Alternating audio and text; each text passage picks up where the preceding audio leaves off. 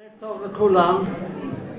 אני מבקש להסתדר, אנחנו רוצים קודם כל לקום לרגע של שקט לזכר היום. We rise for a minute's silence in memory of the victims of the genocide.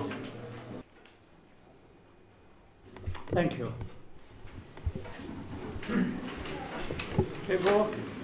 Tevok Nalbandian will open with a reading from the Prophet Ezekiel. אנחנו נשמע קטע מהנביא יחזקאל.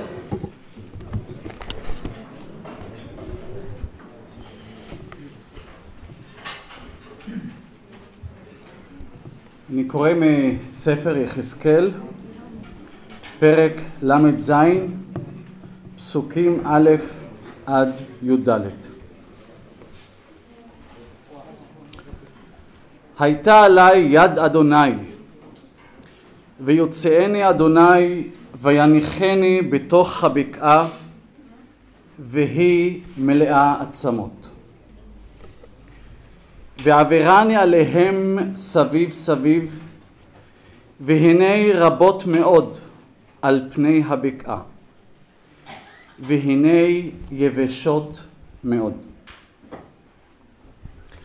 ויאמר אלי בן אדם, התחיינה העצמות האלה? ואומר, אדוני אלוהים, אתה ידעת. ויאמר אלי, הנבא על העצמות האלה. ואמרת אליהם, העצמות היבשות, שמעו דבר אדוני. כה אמר אדוני אלוהים לעצמות האלה, הנה אני מביא בכם רוח וחייתם, ונתתי עליכם גדים, והעלית עליכם בשר, וקרמת עליכם אור, ונתתי בכם רוח וחייתם, וידעתם כי אני אדוני. ונביתי כאשר צוויתי, ויהי קול כנבאי, והנה רעש, ותקרבו עצמות עצם אל עצמו. וראיתי, והנה עליהם גדים ובשר עלה, ויקרם עליהם אור מלמעלה, ורוח אין בהם. ויאמר אלי, הנבא אל הרוח, הנבא בן אדם, ואמרת אל הרוח, כה אמר אדוני אלוהים, מארבע רוחות בואי הרוח, ופחי בהרוגים האלה, ויחיו. ונבאתי כאשר ציווני, ותבוא בהם הרוח, ויחיו ויעמדו על רגליהם. חיל גדול מאוד מאוד. ויאמר אלי בן אדם, העצמות האלה כל בית ישראל המה. הנה אומרים, יבשו עצמותינו, ואבדה תקוותנו, נגזרנו לנו. לכן הנבא, ואמרת אליהם, כה אמר אדוני אלוהים, הנה אני פותח את קברותיכם, והעליתי אתכם מקברותיכם עמי, והבאתי אתכם אל אדמת ישראל. וידעתם כי אני אדוני בפותחי את קברותיכם, ובעלותי אתכם מקברותיכם עמי. ונתתי רוחי בכם, וחייתם, והנחיתי אתכם על אדמתכם, וידעתם כי אני אדוני דיברתי ועשיתי נאום אדוני.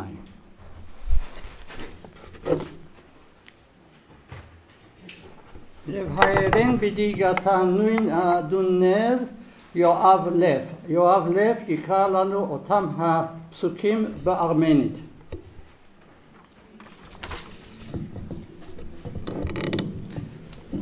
Եվ եղև ի վրա իմ ձերընթյարն, եւ եհանձիս հոգվույնթյարն, եւ եձիս իմ մեջ տաշտին, Եվ այն լի ոսկերոք մարդան։ Եվ շրջեցույց զիս շուրջ ես ոսկերոքն։ Եվ ահա բայզում հույժ էին, ի վերա երեսած տշտին, և ծամակյալք հույժ։ Եվ ասեցիս, ոտի մատո, իցետ է կենտանի լինիցին ոսկերոքդ այդոքիք, և ասեմ, տեր, դու գիտես այդ։ Եվ ասեցիս, ոտի մատո, մարգարյաց ի վերա ոսկերացդ այդոցիկ, և ասացցես ծդոսա, ոսկեր ծամակյալք, լուվարուկ ես պատգամս թյարն, այսպես ասե տեր ոսկերոքն ծայդոսիկ, ահավասիկ ես adzից ի վերա ձեր շունչ կենտանի, և տաց ի ձեզ ճիլես, և adzից ի վերա ձեր մարմինս, և ծգեցից ի վերա ձեր մորդ, և տաց զոգի իմ ի ձեզ, և լինիչիկ կենտանի, և ծանիչիկ թե ես եմ տեր։ Եվ մարգարյացա, որպես և հրաման ետ ինձ տեր, և եղև բարբար ի մարգարյանալն իմում, և ահա շարժումն։ Եվ մերձեցավ ոսկր ար յուրաքանչյուր հոդս, և տեսի և ահա ջիլք և մարմինք պատկեին, և ծգեր ի վերա նոցա մոտ, և շունչ ոչ կույր ինուսա։ Եվ ասեցիս, մարգարյաց ոտի մոտո, մարգարյաց ի վերա շինչույն, և ասացես ցե շունչն, այսպես ասե տեր, եկ շունչ ի չորից հողմոց, և պեչյա ի մերյալես հայսոսիկ և կեցեն։ Եվ մարգարյացա, որպես և հրաման ետ ինձ տեր, և եմուտ ինոսա շունչն, և եղեն կնդանի, և կանգնեցան կացին ի վերա ոտից յուրյանից, ժողովոտ բազում հույժ, և խոսեցա ընդիս տեր, և ասե, ոտի մատո, ոսկերքդ այդոքիք ամենայն տունդ Իսրայելի է, և տոկա ասեմ, չորացան ոսկերք մեր, հատավ հույս մեր և մերակ։ Վայսն այտորիկ մարգարյաց և ասացես ծդոսա, այսպես ասե տեր, ահավատիկ ես բացից ես գերեզմանս ձեր, և հանից ես ձեզ ի գերեզմանած ձերոց ժողովոտին, և տարայց ես ձեզ հերքիրն Իսրայելի, և ծանիչիկ եթե ես եմ տեր, ի բանալ ինձ ես գերեզմանս ձեր, և հանել ես ձեզ ի գերեզմանած ձերոց ժողովոտին, և տաց զոգի իմ ի ձեզ, և լինիչիկ կենտանի, և յեդից ես ձեզ հերքրին ձերում, և ծանիչիկ թե ես եմ տեր, և խոսեցա և արարից ասե տեր։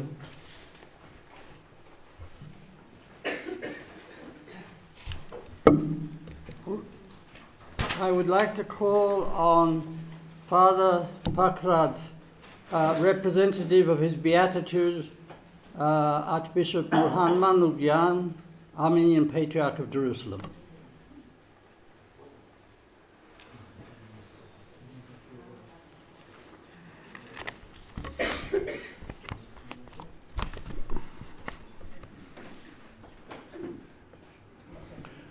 His Excellency Mr. Tsolak Momjan, Honorary Consul of Armenia, Professor Amitai Reuven, Dean of the Faculty of Humanities, beloved Professor Stone, dear brothers and sisters, representatives of the Armenian communities of Jerusalem and Jaffa, and abroad, ladies and gentlemen, His Beatitude, the Armenian Patriarch of Jerusalem, apologizes that he will not be physically with us today, but he passed to me his feelings and thoughts to share with you tonight. First, I would like to thank the Hebrew University's Armenian Studies and Genocide Prevention programs for hosting the university's annual commemoration of the Armenian Genocide. I am pleased indeed to be here with you today. It is hard to believe that next year, 2015, marks the 100th anniversary of the beginning of the horror that uprooted an entire nation from its ancestral lands in a plan to eradicate the Armenian people and culture. It is almost incomprehensible that the passing decades have not yielded an honest and meaningful effort by the descendants of the perpetrators to officially acknowledge and reconcile with the events that spanned 8 years from 1915 to 1923. One cannot address the barbarism of the Armenian genocide without recalling a great man whose memory is blessed and revered among Armenians everywhere. That man is Henry Morgenthau, who served as US ambassador to the Ottoman Empire from 1913 to 1916, exactly during the time of the Armenian Genocide. The son of a large Ashkenazi Jewish family, Ambassador Morgenthau made heroic attempts with the US State Department to stave off the Armenian massacres with his heart-wrenching eyewitness accounts. In a renowned 1915 telegram to the US Department, Ambassador Morgenthau depicted the massacres of Armenians in the Ottoman Empire as a campaign of race extermination. Tragically, his pleas fell on the deaf ears of a US government that wanted to remain neutral, and little official reaction was forthcoming. In disgust, Morgenthau submitted his resignation, describing all too realistically that the Ottoman Turkish authorities had made no attempt to conceal that they were handing down a death warrant to a whole race. He wrote that he found it intolerable to associate with men who were still reeking with the blood of nearly 1 million human beings. Despite his resignation, Morgenthau privately continued championing the Armenian cause that had captivated his humanitarian and noble instincts. In today's world, we are still surrounded by victimization, war and violence, religious tensions and loss of hope. Where are the courageous Morgenthaus of today to speak out against the atrocities that befell the Armenians? Thankfully, there are some who do not remain silent. One such is Congressman Adam Schiff of the state of California, who from the floor of the US House of Representatives just 2 weeks ago challenged the Turkish people to confront the dark chapter of their history about which so many youthful Turks are unaware. Congressman Schiff said, in referring to Turkish history, that history saw the deportation, expropriation, starvation, and murder of the Armenian citizens of the Ottoman Empire. By 1923, 1.5 million Armenians had been killed in what became known as the first genocide of the 20th century. Congressman Schiff, himself of the Jewish faith, pointed out that Germany has made a prolonged effort to reconcile with the Jewish people over the events surrounding the Holocaust. I regret that Turkey has yet to walk down this path of reflection reconciliation, and repentance with regard to the Armenians. The facts of the Armenian genocide are as clear and real as those of the Jewish Holocaust that befell the Jewish people of a few years later. It was because of the international silence on the part of the French, the British, the Germans, and the other major powers that the Jewish nation suffered a similar fate to that of the Armenians in 1915. History has shown there is no monopoly on horrific events like genocide, regardless of the origin of the victims. Having suffered that similar fate, I find it all the more unfortunate that the state of Israel is not found among the few nations to have accepted the Armenian genocide. The souls of our murdered ancestors oblige us to remember 1915's events that still torture the dwindling number of elderly survivors with nightmares of what their eyes saw. The descendants of the perpetrators continue to deny that the Ottoman Turkish government indulged in an organized extermination campaign that destroyed 1.5 million of its Armenian population in the most barbaric way almost a century ago. While we Armenians continually confront the enormity of our loss, I pray that the Turkish government finds the courage to confront the truth even as their official denials continue to the present day. I thank you for hosting this event, and may God bless you all.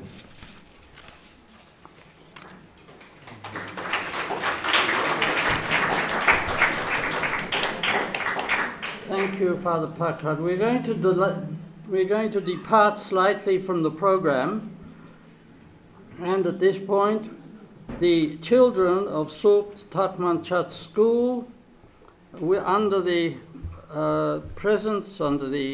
guidance of Father Norair, will come and declare a poem by Parui Sevak on Lureli Zankagadun, the unstopping bell tower, the unstopping carillon. Thank you.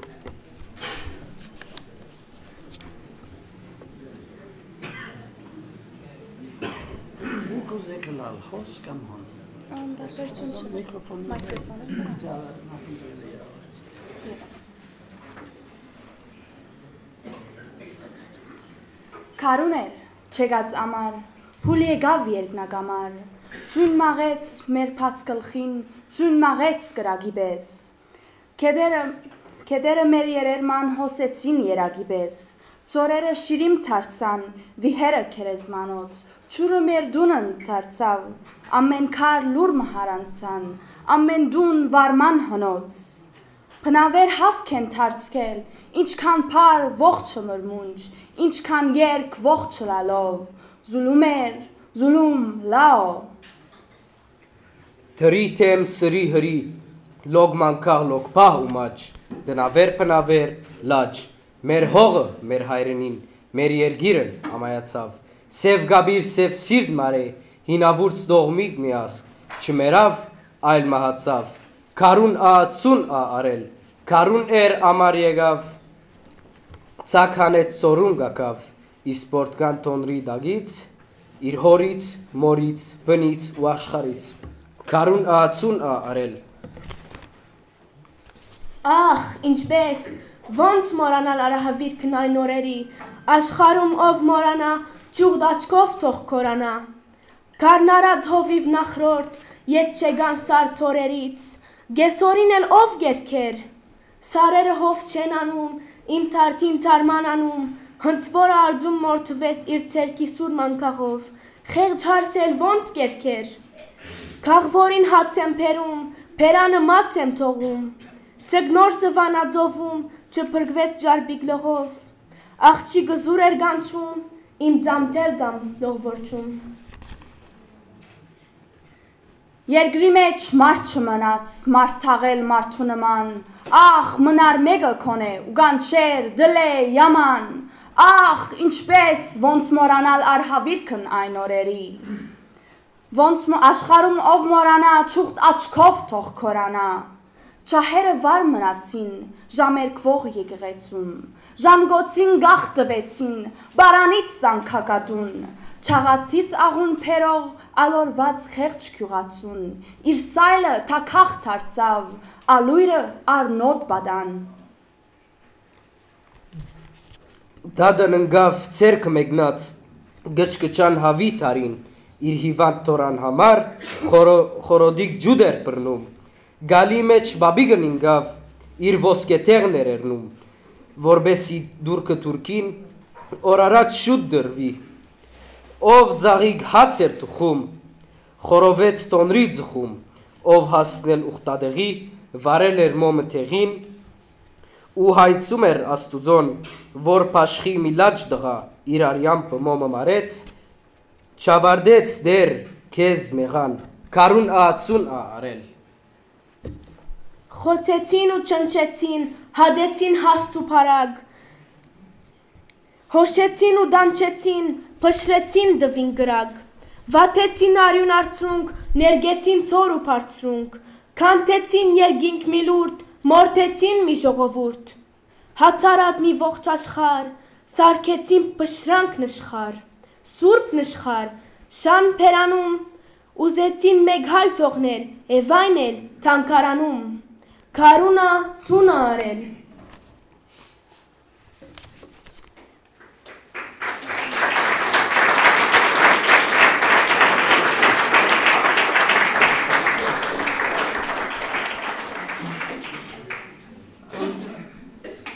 One of the results of the genocide was the decimation of Western Armenian culture. And to hear the language of these young people reading this great poet, I find profoundly moving and totally appropriate for this evening. I'd now like to ask Mr. Tzolag Momjan, of the Honorary Consul of the Republic of Armenia, to say his word. Thank you.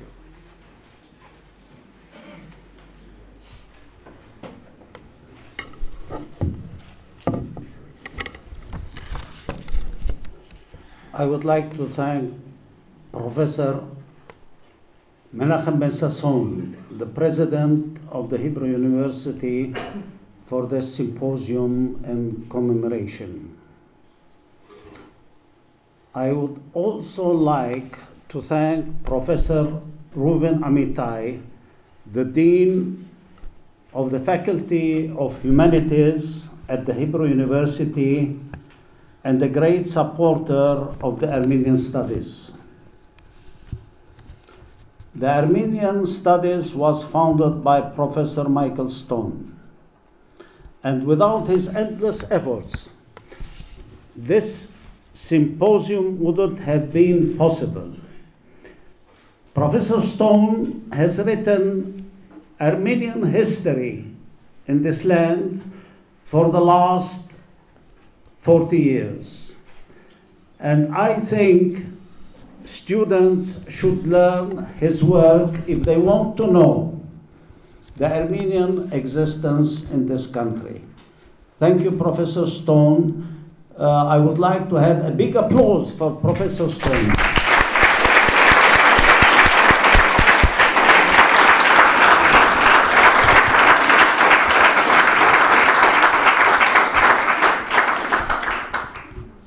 I would like to thank Father Pakrat for representing his beatitude, Archbishop Nurhan Manugyan.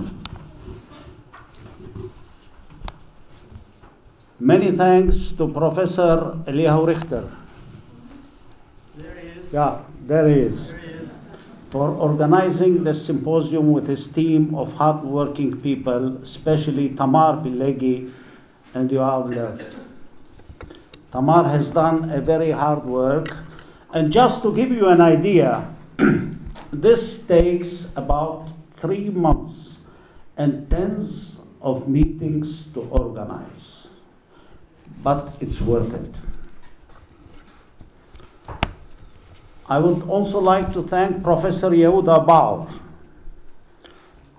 who is a world authority on our subject today, the Armenian Genocide context.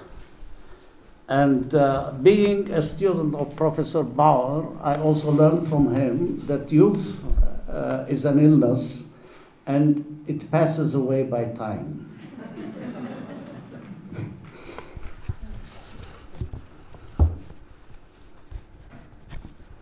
I would like to thank also His Excellency, Mr. Shmuel Miron, Israel's ambassador to Armenia, and Mrs. Miron for their presence here tonight.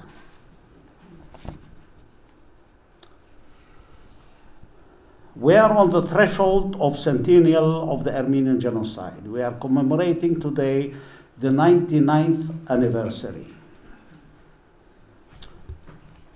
We have no reluctance to recognize genocide in Darfur, no reluctance to talk about the Cambodian genocide, the Rwandan genocide, or the Holocaust, but why this genocide is so disturbing to some.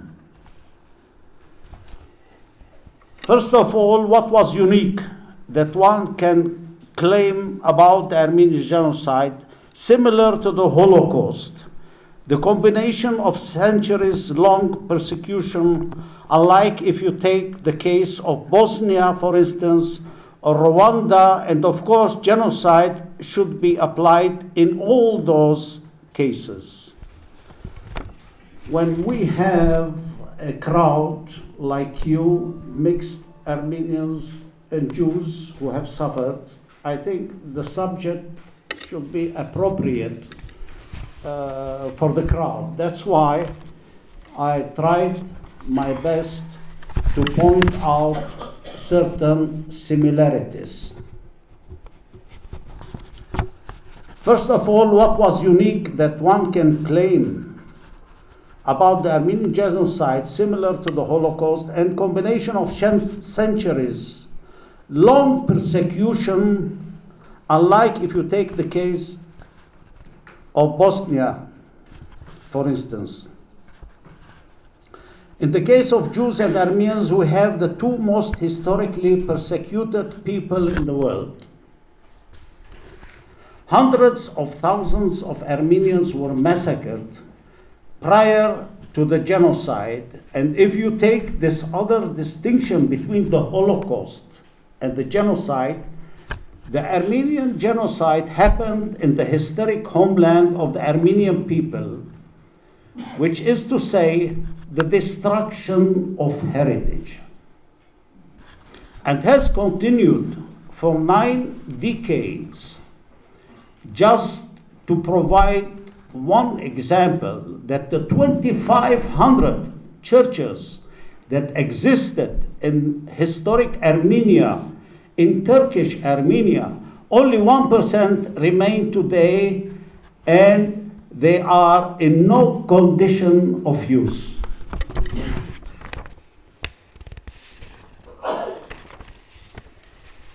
Other similarities also mentioned between the Holocaust and the Armenian genocide is the presence of German law and involvement, particularly the Berlin-Baghdad railway, which was used for deportation, was funded by German capital as well. And certainly the alliance between the German Empire and the Turkish government. At the time, there were German officers in the Turkish army with full awareness and witnessing the massacres as they took place. The chief architect of the Young Turks, Talat Pasha, is in a sense celebrated as a hero in modern Turkey. There is a huge mausoleum dedicated to him. The chief perpetrators, including Talat, fled to Germany after the First World War.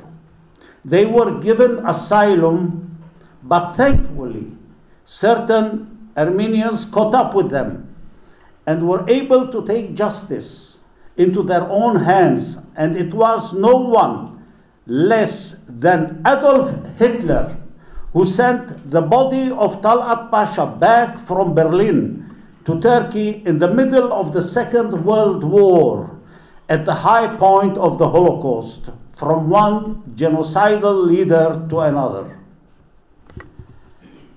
Jewish advocacy and involvement for Armenians. There has been many instances where Jewish leaders around the world came to advocate on behalf of the Armenians. A young rabbi, Stephen Weiss, was a huge advocate for the Armenians. Louis Einstein was the attaché at the American Embassy in Constantinople, wrote a book, Inside Constantinople, talked about this plan to exterminate the Armenian race. There were many Jews worldwide who advocated on behalf of these people, not to forget Henry Morgenthau. And to mention one particular name, particularly not well known to our public today, Israel Zenguin, British Jewish author and playwright. You may know also The Melting Point, which was a play of his. He actually dissented from the Zionist fold because of the fact that he believed that conditions in Palestine was that to be a Jewish homeland would be an unceasing civil war. I would like to read what I think is a summation of the parallelism between the centuries of sufferings and the ultimate isolation that confronted both Armenians and Jews. And his reflections on the crisis in Armenia brought home to him that in this most modern era, most primitive instincts inside a human can turn vengeance.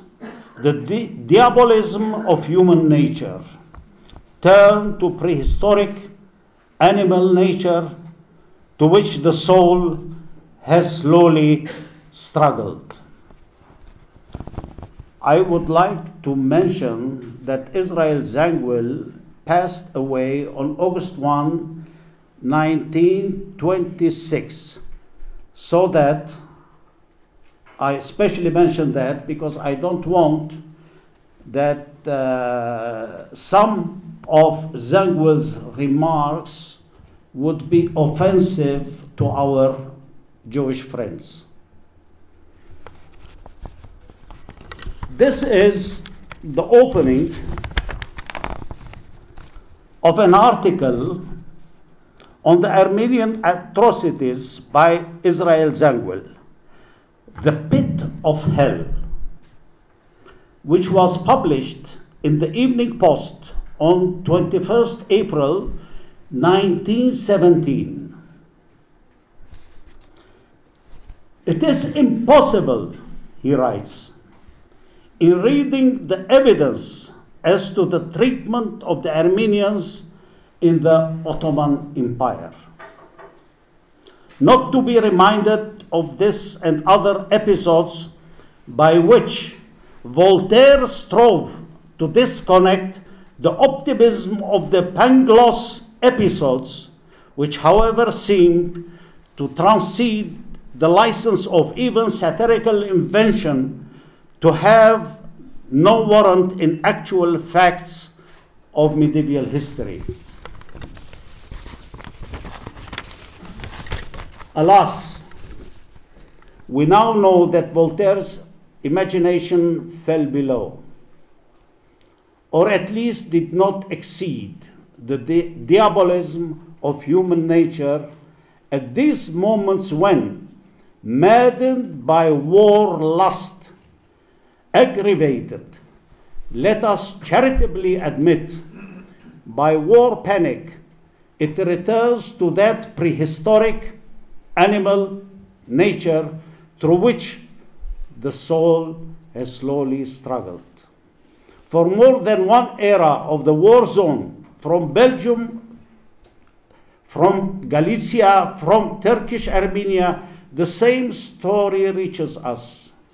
The same dread saga of the wanderings of whole populations under the spur of massacre, rape, hunger. Little children fall like flies by the wayside. The new children are born on the march. Mothers go mad. Girls throw themselves into the river. Men killed and buried like dogs. But Belgium has almost all the world for her friends, and the faith in restoration goes before her exiles like a pillar of cloud by day and a pillar of fire by night. Even the Jews of the Pale, torn and tossed between the alternate victors, begin to find organized help and behold some faint gleam of Zion upon the political horizon. On Ararat alone no ark can rest. For Armenia alone there is the cry without answer. Watchman, what of the night? Only for a minority can there be political redemption.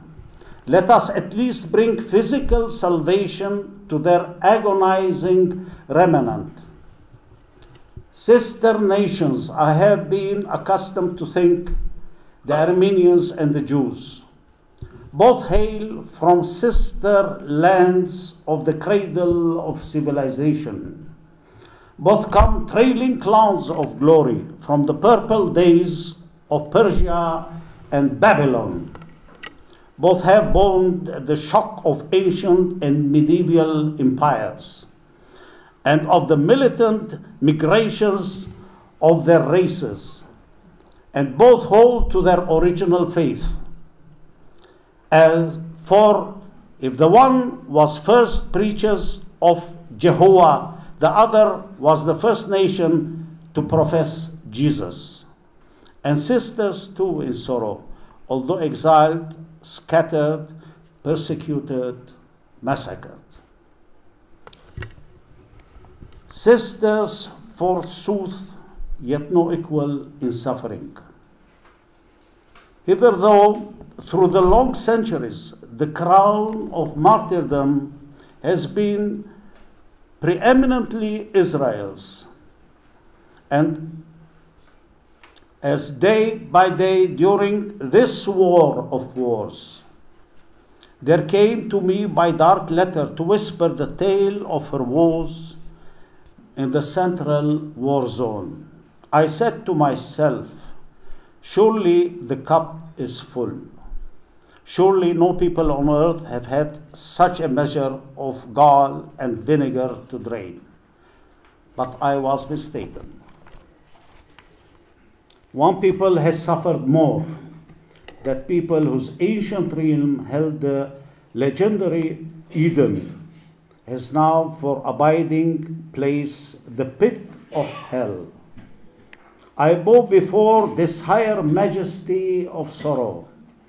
I take the crown of thrones from Israel's head and place it upon Armenia's. Thank you.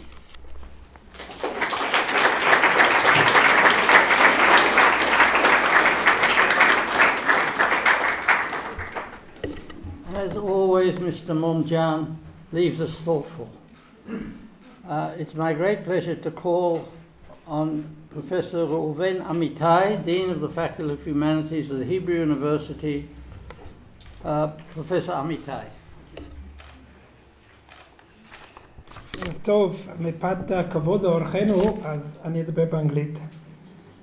In the name of the Faculty of Humanities here at the Hebrew University, I am honored to welcome Father Pakrad, the representative of his Beatitud, Norhan Manugian, Armenian Patriarch of Jerusalem, who unfortunately couldn't be with us this evening, the esteemed Mr. Tzulag Momjian, Honorary Consul in Jerusalem of the Republic of Armenia, honored colleagues, and dear guests, especially from the Armenian community of Jerusalem and Jaffa.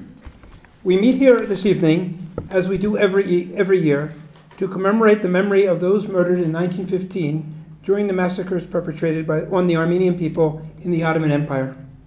We are proud that this tradition has been forged over the years.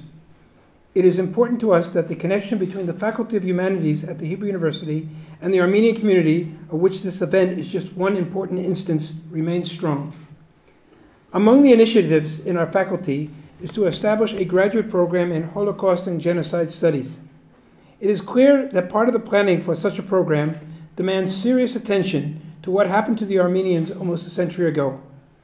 This is important not only due to the dark episode itself, but also as a key link in the chain of unfortunate events that is the history of genocide in the 20th century. I have no doubt that when this program is finally set up, it will devote much attention to what happened in Eastern Anatolia and elsewhere in the Ottoman Empire in 1915 and the subsequent years. However, it is clear to us in the Faculty of Humanities that Armenian studies is much more than the study of the Armenian genocide. The study of the history and culture of this unique people has great implications for the study of Christianity, art, religion, the history of the Middle East, linguistics, and many other subjects. The fact that Jerusalem is the home of a large Armenian community and the resident of the Patriarchate makes the matter that much more important and interesting for us. We have worked hard in the last few years to keep alive Armenian studies since the retirement of our dear colleague, Professor Michael Stone, and other unforeseen and unfortunate personnel changes. Here is the place to note with thanks the encouragement and support of Mr. Momjian. This long-term determination may be paying off. With the generous support of the Gulbenkian Foundation, we hope next year to offer more courses on Armenian studies, and also to host a prominent foreign Armenologist for our teaching visit. Hopefully this will be the beginning of a more substantial program. This, to my mind, is part of the answer to the atrocities wrought on the Armenian people 99 years ago, a reaffirmation of Armenian language, culture, and history. I am proud that I've been able to play a modest role in this process. I look forward to the time when the Armenian genocide will receive the recognition that it deserves in official circles in Israel and abroad. In the meantime, we will continue our modest ceremony here at the Hebrew University. I look forward to further activities in cooperation with the Armenian community and Patriarchate, not only those which commemorate dark events of the past. Thank you and good evening.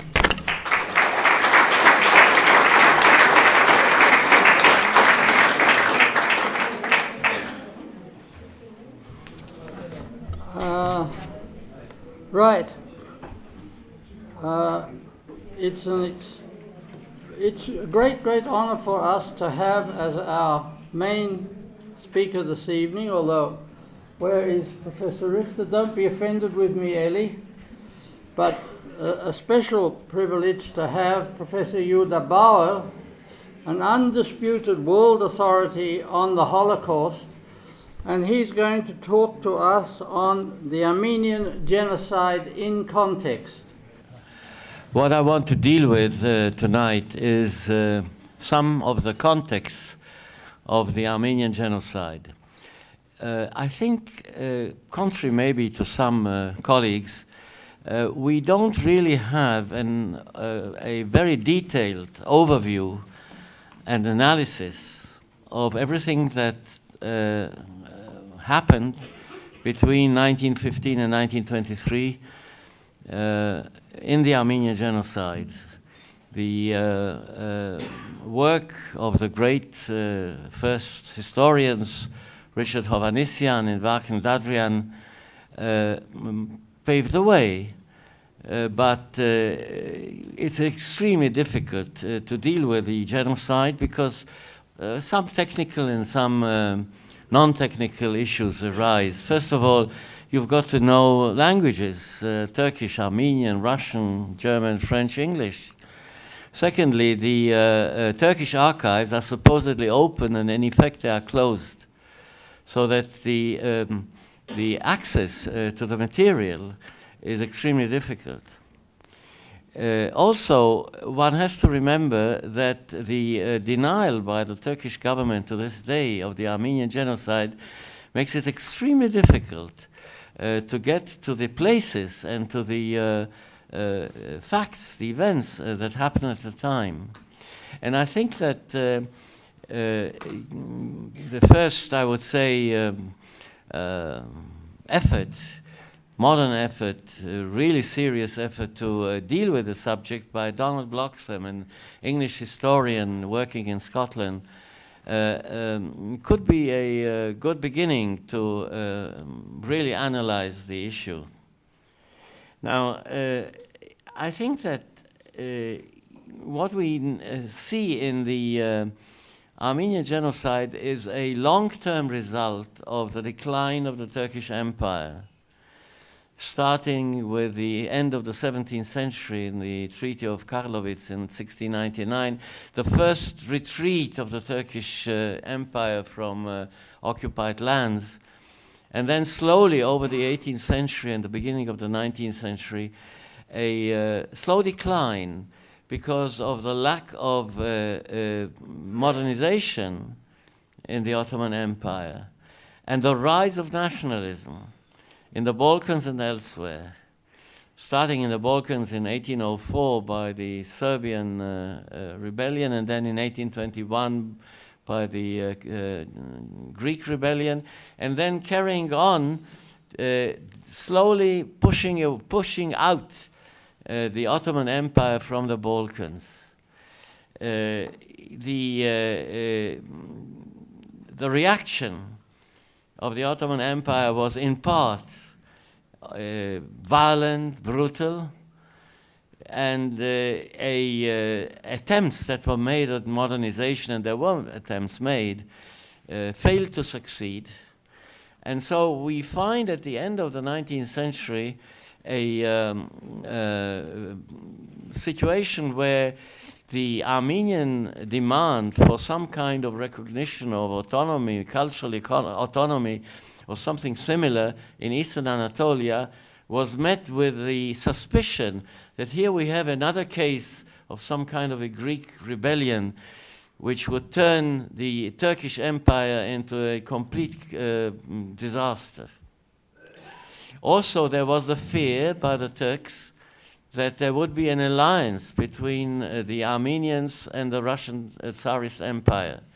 Since 1828, Eastern Armenia, which is actually the center of traditional Armenian culture, with the center at Echmiadzin and the great cultural effort that was made since the 7th century in that place, the Russian Empire was a serious player in the whole business. The second context I would mention was already mentioned by Mr. Momchian, actually. Just want to repeat it. As in some other genocides, not in every genocide, there was a background of massacres, of violence. It didn't start in 1915. In Van, for instance, where I shall try to deal with it very briefly, which was the center of an attempt to resist the destruction, there had been a massacre in 1886 where 20,000 Armenians were murdered by the Turkish Ottoman regime. You have the massacres of 1896. You have the massacres of 1908, 1909. So you don't have something new. You have a continuation of what had happened before, only on a much larger scale. There are similar situations in some other genocides. In others, they are not. For instance, in Darfur, you can't talk of massacres that of black ethnicities that preceded the 1994 development there. So you have a continuation, but at the same time something new happens. Now, my good friend Varken Dadrian has argued that there was a pre-planned genocide. I'm not so sure. There was an ideology that led to genocide.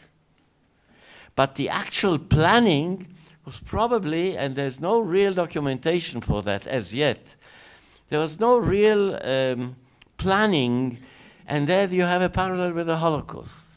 Contrary to what many people think, the Holocaust was not pre-planned. It developed in stages. The ideology was there from the very beginning. But the translation of the ideology into actual politics was a process that, where you have a kind of a metaphor that you can use of an egg of a poisonous snake, which within the egg you already have the little tiny embryo of the poisonous snake already with the poison in it, which will develop and break the shell of the egg and become a poisonous snake. You have that ideology in the Armenian genocide, and in the Holocaust there's a parallel there. Now, you see, it's interesting, and again, the Turkish situation is not completely unique, that some of the leaders of the Armenian genocide on the Turkish side were not actually Turks. Mehmet Ziya Gökalp, for instance, who was the ideologist of the CUP, of the Committee for Union and Progress, the Young Turks who committed the genocide, was actually a Kurd. Enver Pasha's mother was an Albanian, and there are others like that. Now, that's not unique to the Turkish perpetrators. You have the same, for instance, in the Bolshevik regime, you know, where the great Russian nationalism of the late 1930s, 1940s was led by non-Russians. Stalin was a Georgian, Mikoyan was an Armenian, Kaganovich was a Jew, and so on. So you have this peculiar situation where a leadership decides in the process leading up to 1915 to do away with the Armenians in some way. Before the outbreak of the war, in July 1914, there were negotiations between the CUP, the Young Turks, and the Armenian leadership. The Armenians asked for recognition of autonomy. In other words, they opposed the continuation of the dhimmi system, whereby the Armenians were second or third-rate citizens, together with the Greeks, the Jews, and others. They asked for recognition of cultural autonomy, basically, and some kind of a representation. For the CUP, that meant a proof that here you have a danger. These people are going to rebel against us. The reaction to that was in continuation of the massacres that preceded the genocide.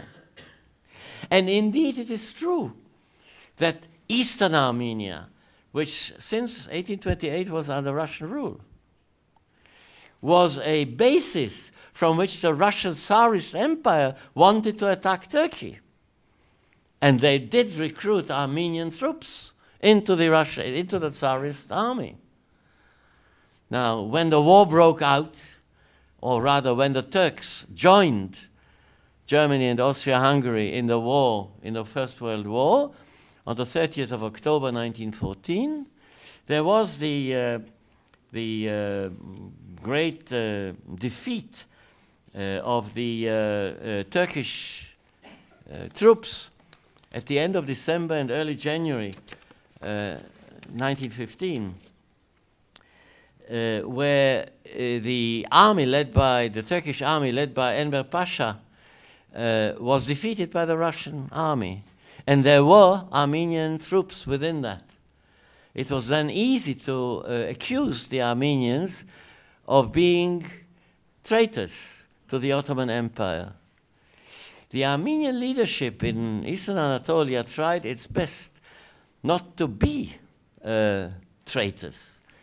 They advocated a patriotism which became very difficult to them, of course. Adhering to the Ottoman Empire didn't help. And what happened was that the events came then very, very quickly, one after the other. You have April 24, the arrest of the major leaders of the Armenian community in Istanbul and elsewhere, and there almost all of them were murdered more or less immediately afterwards.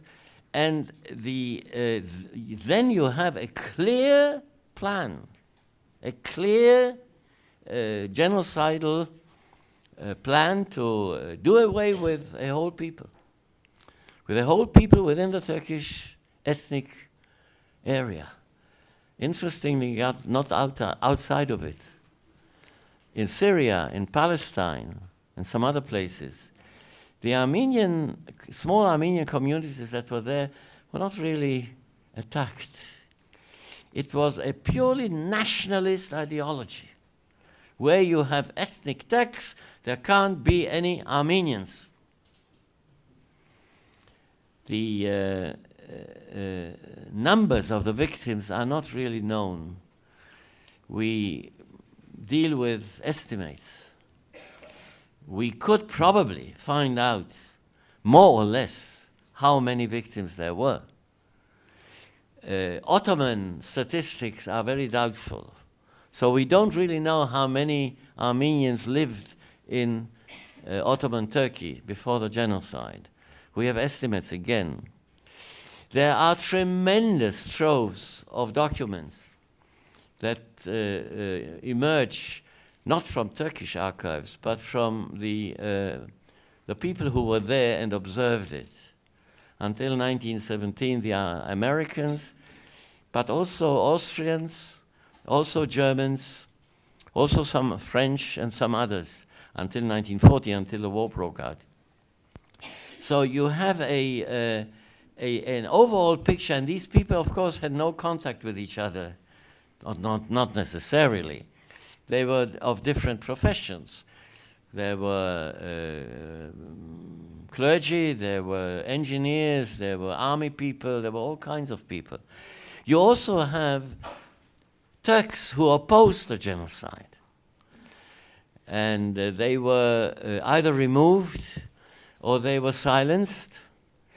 And the ones who wanted to commit the genocide took over in the crucial places where this took place. You have a very clear situation emerging in the place that I already mentioned, in Van, which is in Eastern Anatolia. There were 6 vilayets, 6 areas of Ottoman rule where there were considerable Armenian minorities. There were not majorities. There was no place, there was no vilayet where there was an Armenian majority. There were very large minorities, not only Armenians, also Greeks, Assyrians, Syriacs, and so on, other Christian groups. And it is in the area of Van where there was the largest concentration of Armenians. Van, a town, rather large town, on the shores of Lake Van, had about 1/3, 35% probably, of Armenians in the population. But in the villages outside, there were Armenian villages. Only Armenians lived there. Prior to the massacres in Van, which I'm going to refer to in a moment, the villages around Van were attacked, annihilated, and brutally murdered, so as to clear the area outside of Van.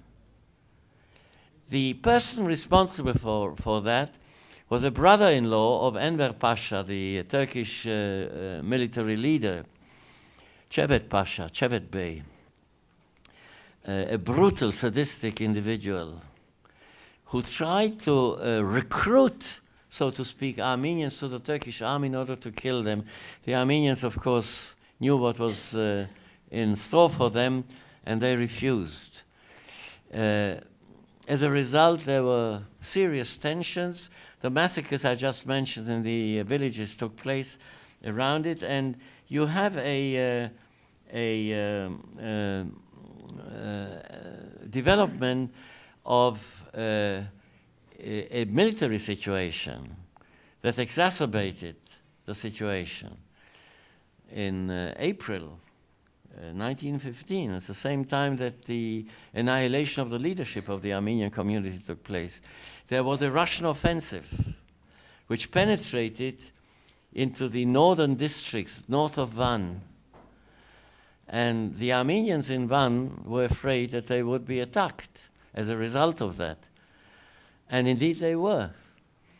Now, the Armenians got control over 3 parts of Van town, about 1/3 of the area. There were 1,500 fighters. They had some 900 rifles and 700 revolvers, Mausers, and very little ammunition. They had a couple of mortars. And with that, they fought against the attacking Turkish troops until about 3 weeks later, the Russian army relieved the Armenians in Van, occupied Van, and drove the Turks south and west. But the Turkish army regrouped and counterattacked and reconquered Van. The Russian generals refused to take refugees with them. They were asked by the Armenians, "We are going to be massacred here." And the Russians refused to take them with them. Nevertheless, a very large number, nobody really knows the figures, a very large number of Armenians, men, women, children, old people, little children, fled nevertheless northward into the mountains of eastern Armenia and survived there. But the vast majority were massacred by the Turkish troops. The result of the Van, so-called Van incident was in Van itself and around it, 55,000 Armenians were massacred. So you have a kind of a development that is not unlike other genocides, where the perpetrators feel themselves endangered in a military situation, and the reaction is not some kind of an accommodation or some kind of a agreement with a minority in order to defend the area that the perpetrating group wants to defend. The reaction is kill them, murder them, annihilate them. The third context I want to mention is one where I do agree with Dadrian, the abandonment by the powers of the Armenians in Turkey. Now this is something which is really a kind of a Greek tragedy, because the Armenians were a non-Turkish minority in a Turkish state. They could only be, they had no power, they couldn't defend themselves. The only way was some kind of a foreign influence. Now, on the face of it, the various great powers assured the Armenians that they were going to defend them, to defend at least their lives. However, when it came to a conflict between that promise and the geostrategic, economic, or political interests of the powers, they refused to do what they had promised. Now, this actually was understood by some Armenian scholars at the time, by some Armenian politicians, and they warned the community that this is a danger that might happen. But there was no way out. The Armenians, in a way, again, to a certain extent parallel to the Jews, had no way of escaping. There were very large numbers of Armenians, we don't know exactly the figures, in Turkish Armenia or in Turkey. And they were not only in the agricultural districts. Over the last about 70, 80 years, a large number of Armenians had settled in the cities. They became part of a bourgeoisie, part of a middle class, traders mainly, some industrialists, together with other minorities, Greeks, Jews. And again, you had an economic motive for the genocide. Remove the Armenians and have Turks come in their place.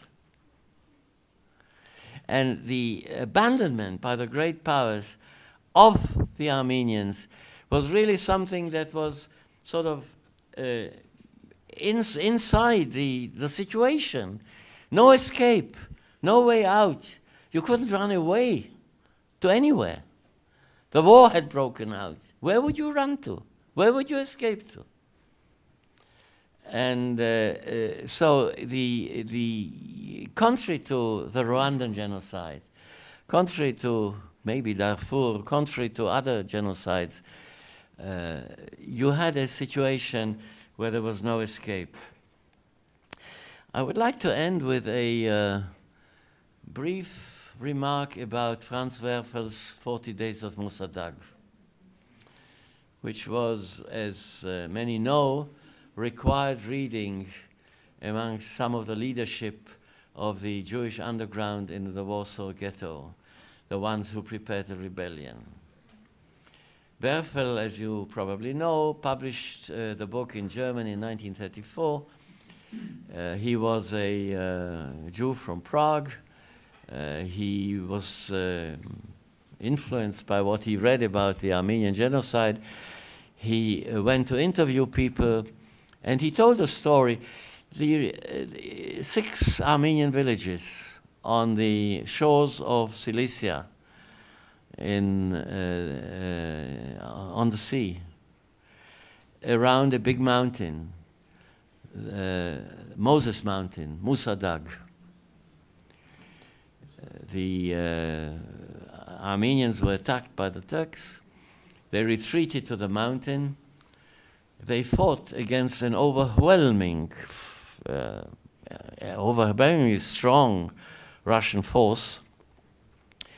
They had altogether some 250 fighters. That was all they had. They lacked ammunition, they lacked weapons, but they fought. And by a series of very intelligent maneuvers, they managed to hold out not 40 days like Werfel said, but 53 days, until by pure accident really, they were rescued by a French naval force.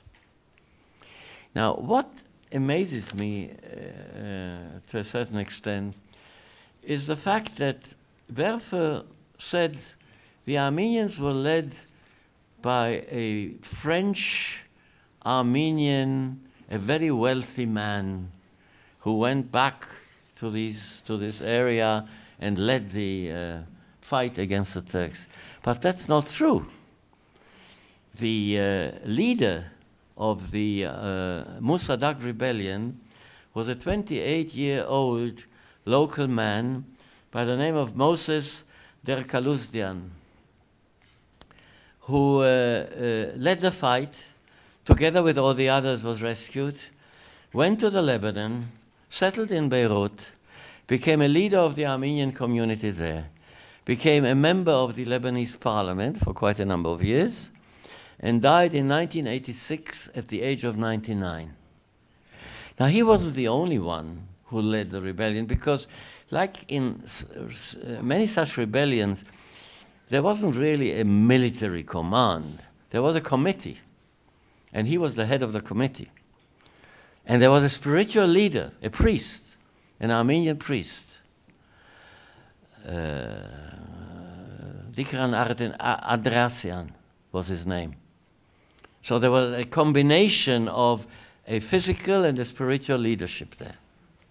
And what amazed me really when I read Franz Werfer's book, is here you have a man who led the rebellion on Mossadegh, and his name was Moses. His name was Moses. Why didn't you use that? The reality is much more penetrating than a fiction.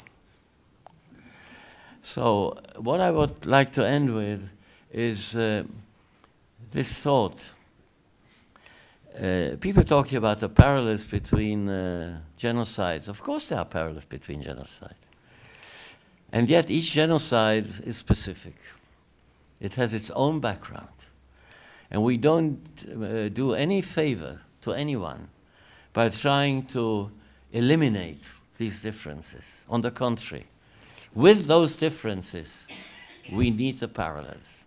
With those differences, we need to examine each case for itself and in relation to all the others. There is now an effort, serious effort, and I want to end with that. The international scene of trying to develop tools for the prevention of genocide. Just recently, 10 days ago, there was a huge meeting in Belgium. Of course, not reported in the Israeli press. I mean, you don't expect that, yeah? With 124 governments represented. And there was a young Rwandan academic who was heads a group in Kigali, in Rwanda. And she spoke about the connection between the Holocaust, the Rwandan genocide, and the Armenian genocide was mentioned as well. There are connections, there are differences, and we need to act against all of them. Thank you.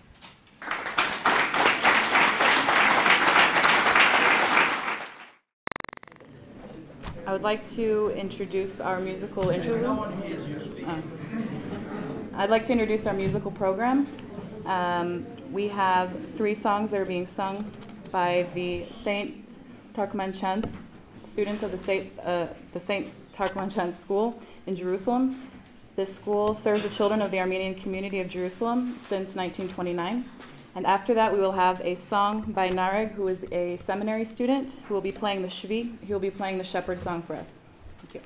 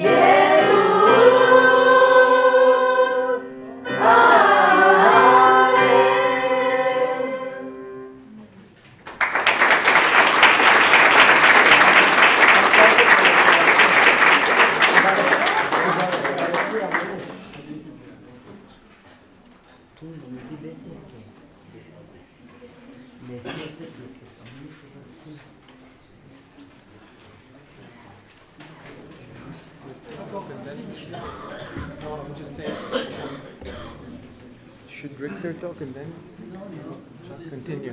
Now, and I have, oh, you want to do music at the very end? Maybe we can do Richter now and then this. Okay. Okay, then let me do something. Yes, Okay. go ahead. So let's have Richter. Then go on then.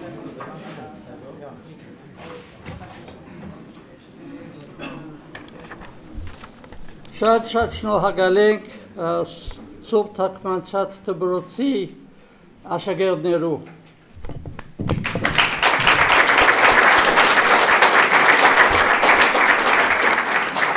Thank you. It's wonderful to have the Surp Takmanchat students here for this event, and I'm happy to announce that as a way of thanks, the Jerusalem Armenian Studies Foundation will give a gift to the school, and I'll discuss what it is with Father Norai.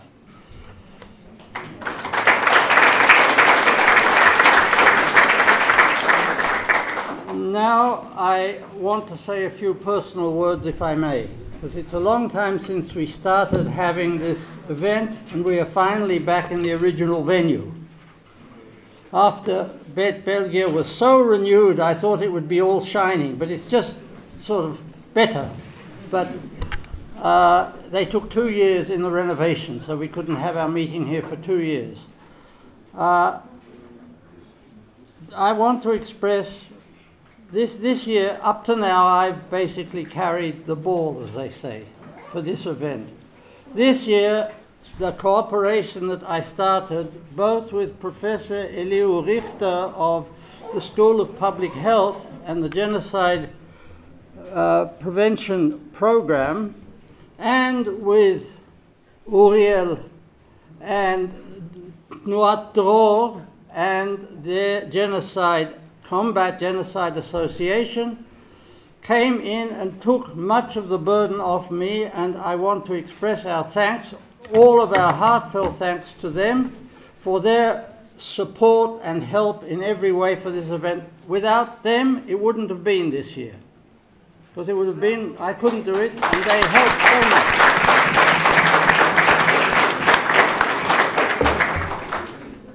The prophet Zechariah talks about the keystone of the arch. You know, when the arch, as you know, on a building is built of stone, then there's a triangular stone at the top, and it carries the whole weight of the arch.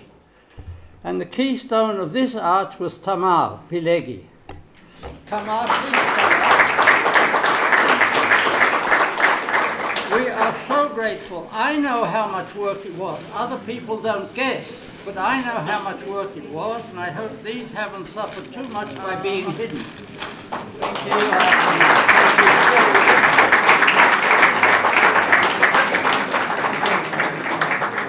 you. Much appreciated. It was my pleasure. Now, it's our joy to have people like you involved, and it's wonderful. Now, there's also another person here, the man there with the camera, who is also the instructor in the Armenian language, Yoav, who also did a great deal not on his Armenian specialty, but on his public relations specialty, and I brought something for him.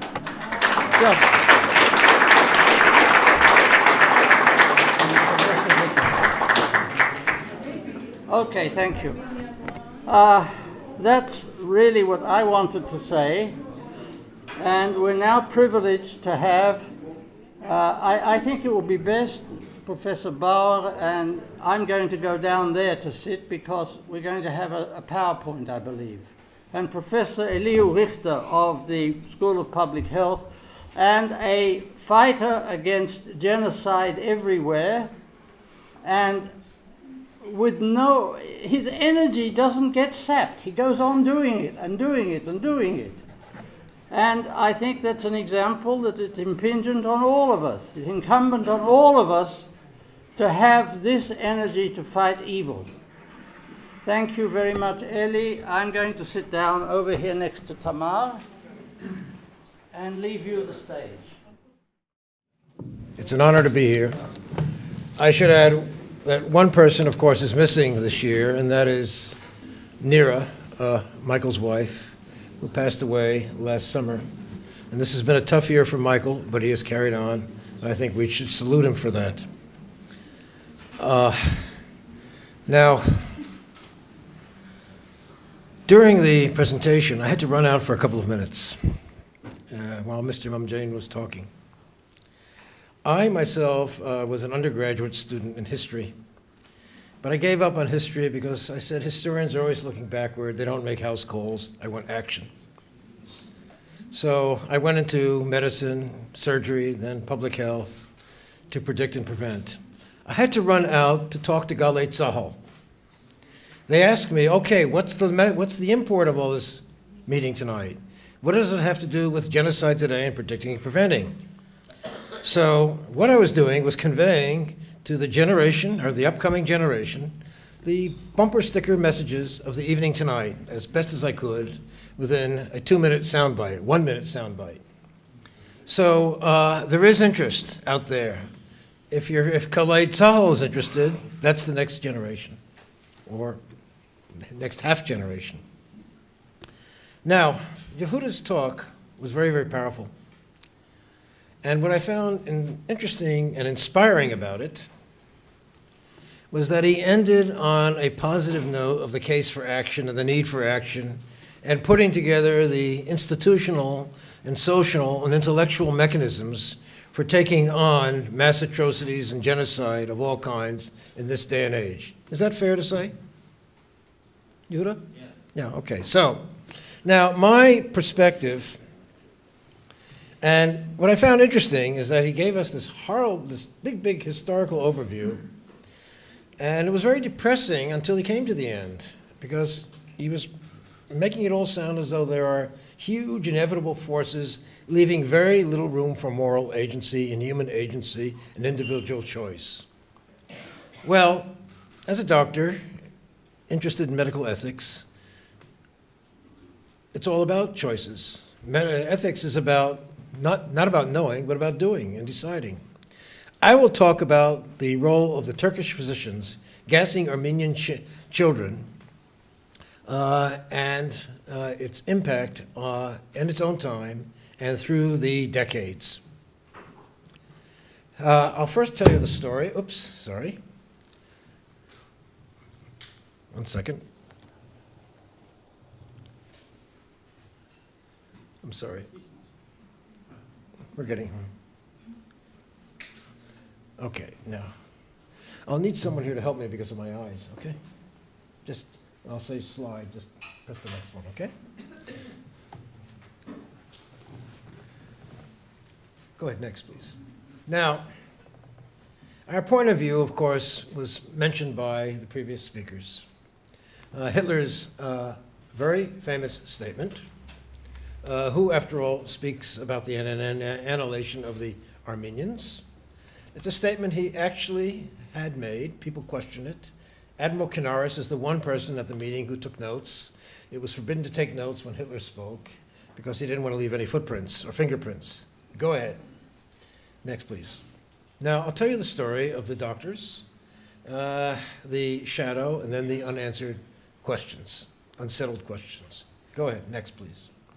I have a fascination as a public health person in timelines because I look at early warning signs, the early deaths, then deaths.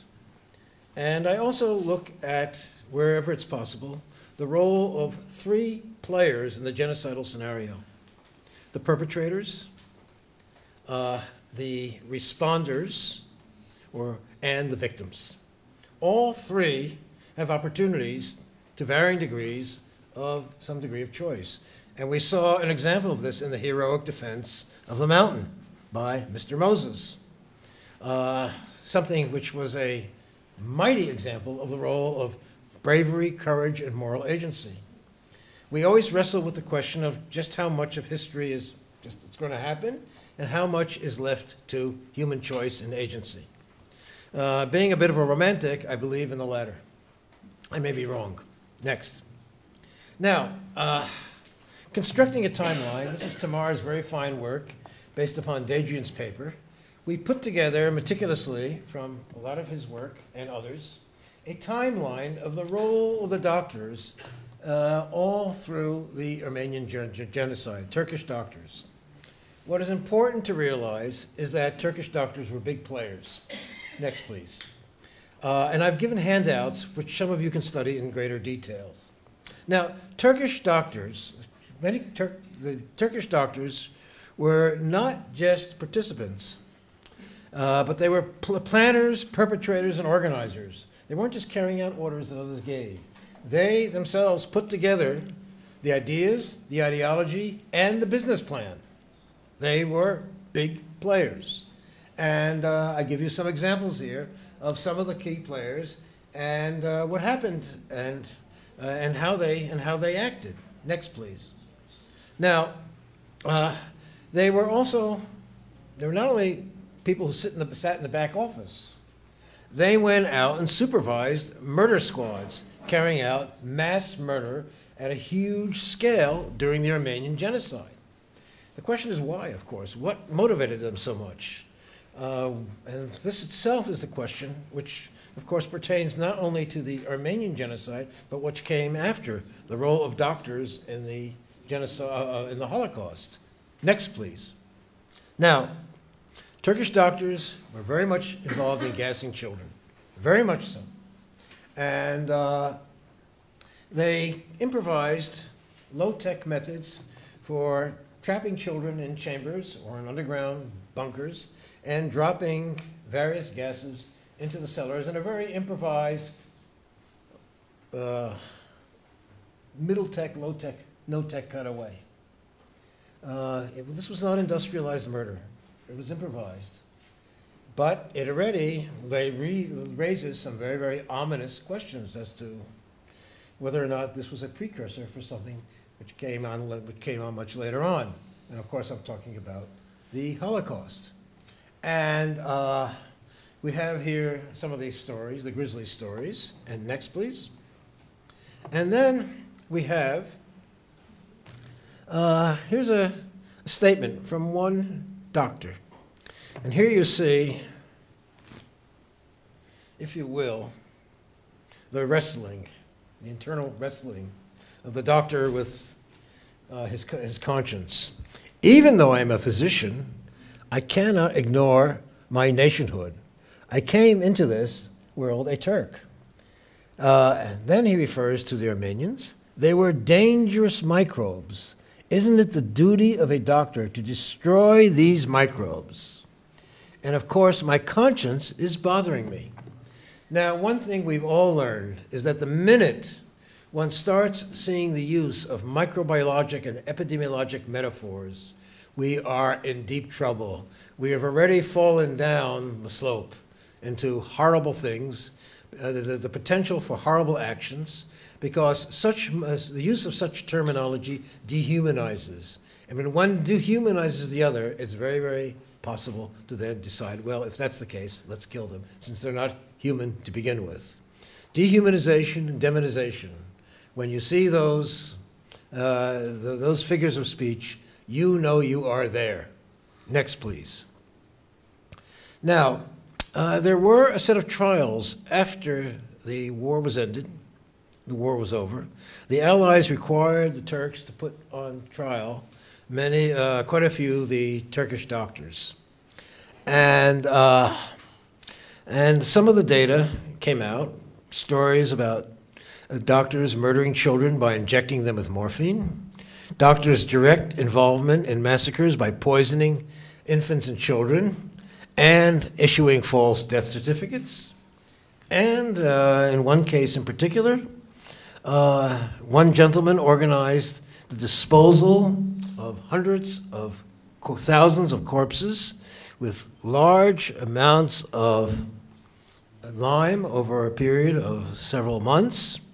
And then he later went on to have a very illustrious career as a foreign secretary. So not only did he do it, but he got away with it. Next, please. Now, so last year at the Cinematheque Movie Festival, there was a wonderful film. I highly recommend it, produced by a man named Yoav Shamir. 1 out of 10. He made the observation, which has been picked up, he passed along the observation, which is known to many people, that it seems that in every situation of evil, there are always people who say, I'm not going to go along. There are people who will not carry out the killings. There are people who say, sorry, I'm going to avoid going to the participation in the exercise of shooting people or gassing people. And people argue as to whether or not it's 1 out of 10 or 1 out of 20. the closer figure seems to be roughly 1 out of 10. And of course, the big research question for people like me is, what is it that characterizes that 1 as compared to the other 9? That's a very, very powerful question, because if we find out what makes that 1 person tick, let's see what we can do to change the other 9 in our social, in the way we raise our children, educate our adults, and organize our society. Now, there were, as some of you, as I think Yehuda and Mr. Mamjian mentioned, there were people who did not go along, both among the Turks, and also there were some Germans who were uncomfortable with the whole process. Although many were bystanders, and many were passive accomplices, and many were even enablers.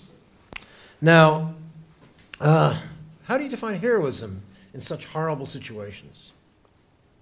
Well, there are those who protect, there are those who report, there are those who protest, there are those who refuse to obey, and there were the equivalents of righteous Gentiles during the occurrence of the Armenian Genocide.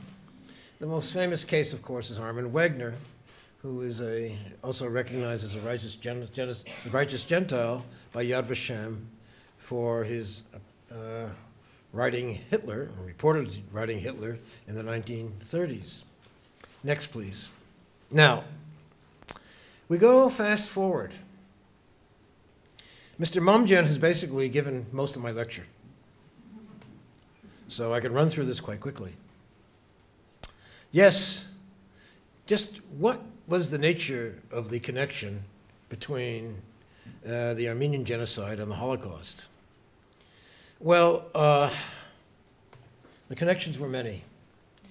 However, I would say that by the time the 1920s and 30s came along, there was a much more powerful ideologic drive driven by eugenics, social Darwinism, racial purity, as they expressed themselves in Nazi medicine with segregation, classification, and pseudoscientific methods for distinguishing who was racially pure, who was not, who was healthy, who was not sick, and so on and so forth. I remind you all that the Nazis began carrying out euthanasia first in their own population before they began carrying out mass murder of Jews. All driven by these pseudo-scientific philosophies and other sinister reasons which I shall touch on briefly. Next, please. Now, Nazi medicine did not come out of nowhere. It was all around. Eugenics was the thing in the United States and Northern Europe. As many of you, by now, I'm sure, know by now, in the United States, compulsory sterilization was carried out on mentally defectives. The idea of the survival of the fittest was very, very fashionable. Restricted immigration had strong eugenic antecedents. And the model was getting rid of those who, and in the case of the Nazis, getting rid of those who were not fit through sterilization, euthanasia, the mentally impaired, and then Jews, Roma and Slavs. And all of these actions were reinforced by the use and spread of dehumanizing medical metaphors, all of which, by the way, are seen in Mein Kampf: lice, typhus, rats, tubercle, cancer, rotting corpse, and so on. And then there was a key role of German psychiatry, which already in the 1920s was talking about the ideas, let's get rid of certain people who don't quite have it upstairs. First ideas were already appearing in Nazi psychiatry. Next, please. Now, dehumanizing hate language and incitement, I consider as early warning signs for genocide even before the killing starts. And this, of course, was what we saw with the Nazis. We saw it in Rwanda. The Young Turks, who themselves were fierce nationalists, nevertheless used such metaphors to mobilize support among the populace for their genocidal actions. And the results were what we see here. Young Turks, 1.2 million dead. Lenin and Stalin also used such metaphors. The bourgeoisie were parasites, insects, leeches, bloodsuckers. Then we have Hitler. Here we are. Parasites, plague, cancer, tubercle bacillus, bloodsucker, blood poisoner, lice, vermin, bed bugs, fleas, racial tuberculosis on the German body politic that should be killed, and so on and so forth. So dehumanizing metaphors, if you see them, you're in big trouble. And that is the time, when you hear them, that is the time to predict and prevent. And by the way, the UN Convention on the Prevention and Punishment of Genocide specifies that the use of such metaphors is incitement to genocide and is a crime in and of itself, which is why I've been one of the people promoting trial of the Iranian leadership for the use of such language. Next, please. Now, the slippery slope. You get rid of sickness by getting rid of sick individuals, and then you get rid of groups of sick individuals, and then you get rid of populations. That's how it happens. Here you have a slide of the University of Vienna Medical School. The students all saluting the rector, Dr. Pernkopf, whose notorious anatomy book was based on the dissection of cadavers from the concentration camps. Next. Eugenics. Next. Social Darwinism, getting rid of people and institutions because it's expensive to maintain them. This was a crude survival, a crude utilitarianism, the greater good for the greater number. So get rid of all the people who are a nuisance. And of course, such utilitarianism poses powerful challenges to those concerned with core values and ethics. Next, please. Here's the same professor of medicine lecturing to his students. Next. Sorry, go ahead.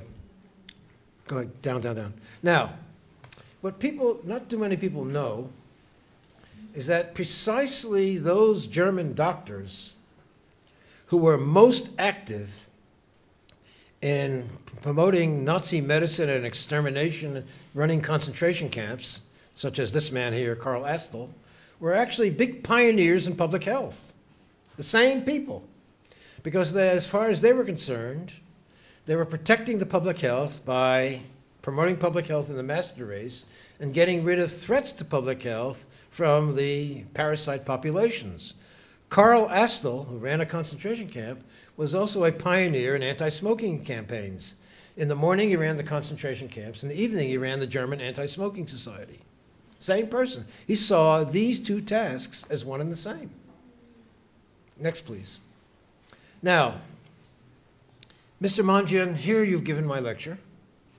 Did the Armenian genocide inspire Hitler? A very fine paper has just been published by Hannibal Travis in Middle East Quarterly, which basically reiterates all the points you just made. Next, please. High-ranking Nazis were well placed to learn how the Armenian genocide occurred and to inform Hitler. Hitler himself played with the ideas, was infatuated, inspired by, intrigued by the success of the Turkish regime in protecting its national identity and purity and dealing with these foreign threats, these parasites, if you will, to the body politic in Turkey. These ideas were out there in the 1920s and 1930s. Now, as Dr. Bauer has pointed out, they may not have crystallized into a business plan, if you will. The business plan came out in Wannsee, but it was all there. It was all there before. Next, please. Now, so in both cases, the Ottomans and the Nazis, what we had was tacit acquiescence of the major powers in the Turkish model of genocide. That may have provided Hitler with reasons to adopt it. And, of course, we had the whole story of what happened afterwards. Next, please. Now, fast forward. Dr. Bashar Assad is a London-trained ophthalmologist. The Turkish doctors, many of them were trained in London, in Paris and in Germany. And here's a statement by Bashar Assad. giving, as it were, a pseudo-intellectual or philosophical justification for what he's doing. He said, well, listen, I have to just as a doctor sometimes has to amputate an infected limb, I have to do the same thing to protect my population. What he didn't really say was that he was murdering it, he was protecting his population by murdering it. And here you have the grotesque impact of the same strange pattern of thinking that you see earlier in modern times. Next, please. Now, mass killing in Syria. Together with Mohammed Dajani, who had to leave, and Muriel Levy, we wrote a letter back when the killing was around here saying, stop, do something. My own personal feeling is that once you begin to see this curve rising, it's already too late. Prevention of genocide once the killing starts is an oxymoron. And so all the experience in so many of the genocides is very, very discouraging once the mass killing starts. So that being the case, my whole plea to this group is to focus our attention on predicting and preventing by looking at those early warning signs, which we're learning more and more about. And in my opinion, one of them is preparation of populations for killing by incitement and hate language. And unfortunately, incitement and hate language are the most hazardous exposures in the Mideast. I call it word pollution, and we should have zero tolerance for such hate language and redefines its use anywhere as unacceptable. Next, please. Now, the philosophical point is, were there ethical choices for the Turkish doctors and for outside actors and bystanders? We have the example of Morgenthau. Would it have made any difference? Next, please. Now, all life rests around the determinism and choice. Everything is determined, but choice is given, we learn from the classic sources. There's historical determinism, economic determinism, biopsychological determinism, it's all the way our heads are wired, and there are even Malthusian determinants, population-resource ratios.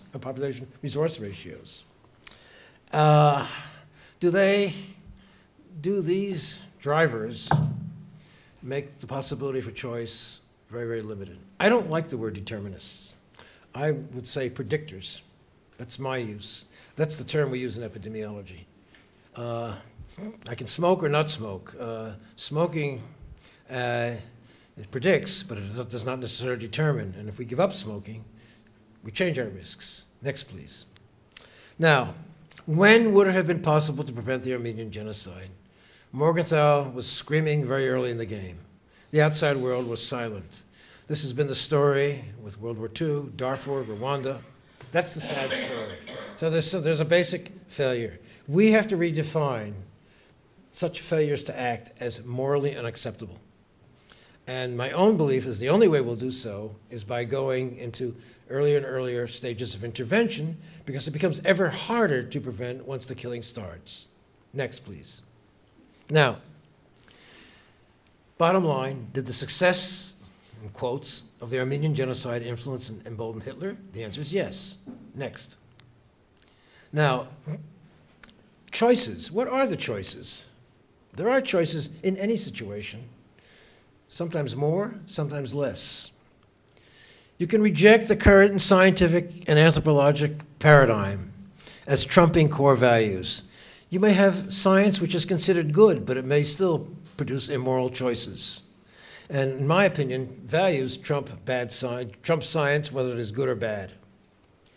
You reject the end, you reject the principle that the ends justify the means.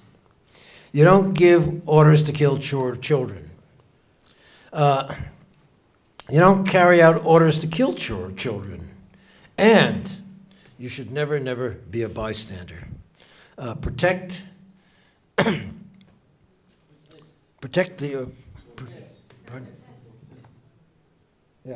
protest, I'm sorry, yes. I have a vision problem. Protest the orders of those who refuse to protect the orders or refuse to participate. I'm sorry. Go ahead, next please. Now, what we basically come down to, we have several people here from the Patriarchate to uphold a very basic principle, the sanctity of life versus murder and killing. In Hebrew, it's pikuach nefesh, our highest value. Life is the most basic human right.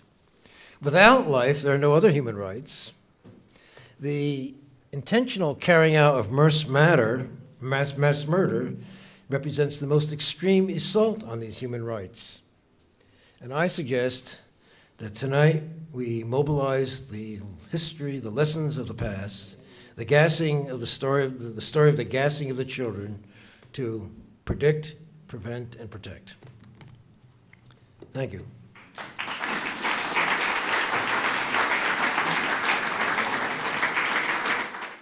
Thank you very much, Professor Richter. I'd like to now introduce Nareg, who I introduced previously, but there was a slight change again, who's going to play the Shepherd's Song on the Shvi.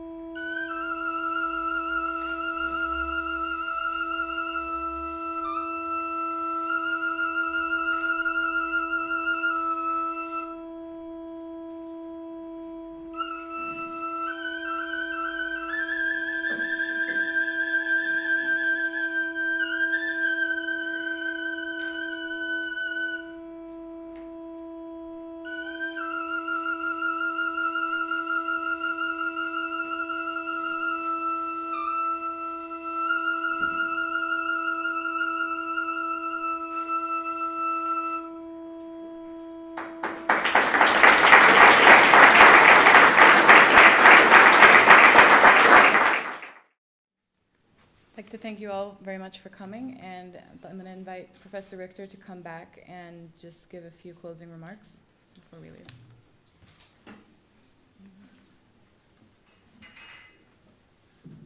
Thank you very much. We were very inspired by this evening tonight. Especially want to thank Michael for gently prodding us all the way as we moved along.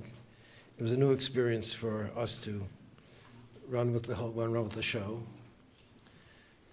We did some soul searching. We're all getting younger every year, of course. And the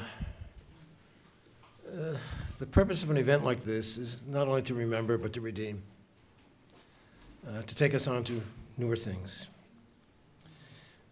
We made a special effort this year to involve younger people in the organization of this evening. And next year is the 100th anniversary. One commemorates for reasons, not just to commemorate.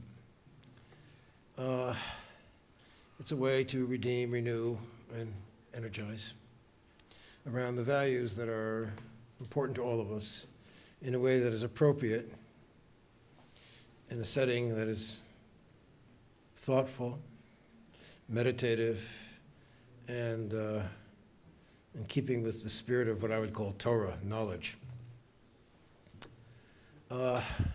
We would like to involve everyone who has come in continuing the efforts around the organization of this workshop, not only as an end in itself, but for all the activities that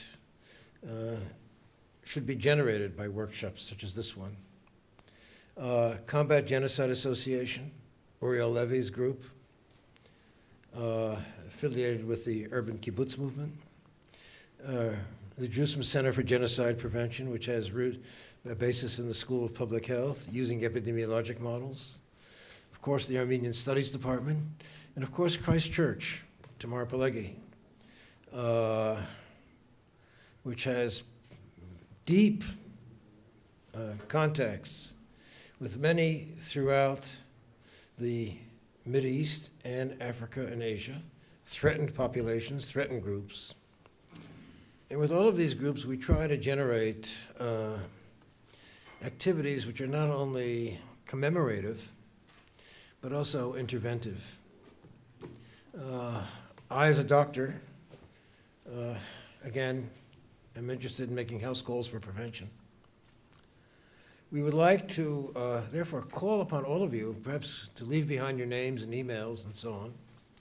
This can be done through the community and through Michael and others, to see how we can carry on with activities generated by the energy of this evening. I think we were very inspired by the participation of all of you tonight. We very much thank you for coming. It was indeed an honor and a privilege. And despite the various mishaps which we survived. But of course, we're going on to choose life and to keep on. Events like this are not only for mourning, but for redemption and renewal. That is my own feeling. But that's why I'm a doctor. Thank you. If anyone has anything to say,